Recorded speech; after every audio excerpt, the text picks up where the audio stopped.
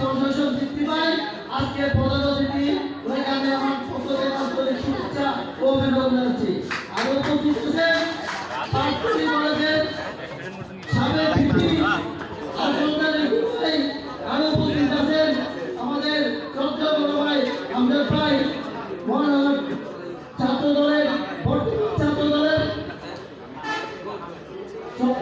সভাপতি মোহাম্মদ সাইদুল আলম এবং সদস্য সচিব শহীদুল ইসলাম শহীদ, ছাত্র দলের নেতৃবৃন্দ উমর ফারুক মুন্সিদারা, ছাত্র দলের আহ্বায়ক মোহাম্মদ নুরুল সোহাগ, সদস্য সচিব এবং আমাদের আমবাগানের কৃতি সন্তান অ্যাডভোকেট হারুন রশিদ রাজু পিপি সাবেক ছাত্র নেতা, সবাইকে আমি আমার অন্তর থেকে আন্তরিক শুভেচ্ছা ও অভিনন্দন জানিয়ে আমি আমার বক্তব্য শুরু করছি।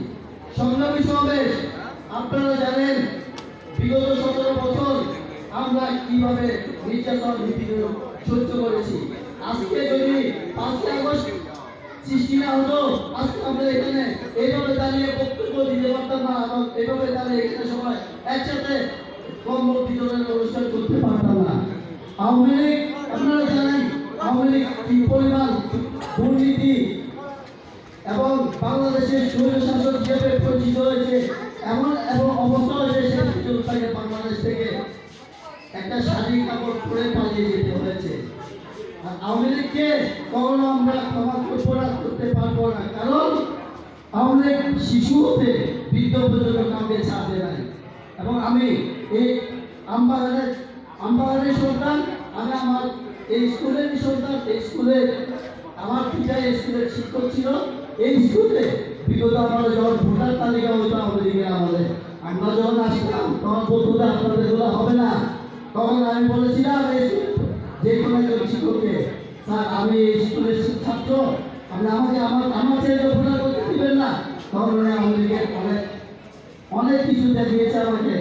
পরবর্তীতে আমি বলছি ঠিক আছে স্যার, আমি এই স্কুলে ওই দিনই আসবো যেটা আমি আপনাকে এই স্কুল থেকে তখন করতে পারবো। আল্লাহর রহমত, উনি 5ই আগস্টের পরে ছাত্র জনতার আন্দোলনে উনি এই স্কুল থেকে চলে যেতে হয়েছে। এবং আমি আশা করি আমরা যারা বিএনপি করি, ছাত্র করি, যুবদল করি, স্বেচ্ছাসেবক করি, আমরা ওদের বলা পুকুরের মতো কুকুর যে মানুষকে কামড় দিলে মানুষ কুকুরের পায়ে কামড় দিতে পারে না। আমরা আমাদের সৎ ও নিষ্ঠা এবং নিষ্ঠা করবে আদর্শের মাধ্যমে শহীদ রাষ্ট্রপতি জিয়া রহমানের আদর্শিত হয়ে আমরা আমাদের জনগণের পাশে দাঁড়াবো।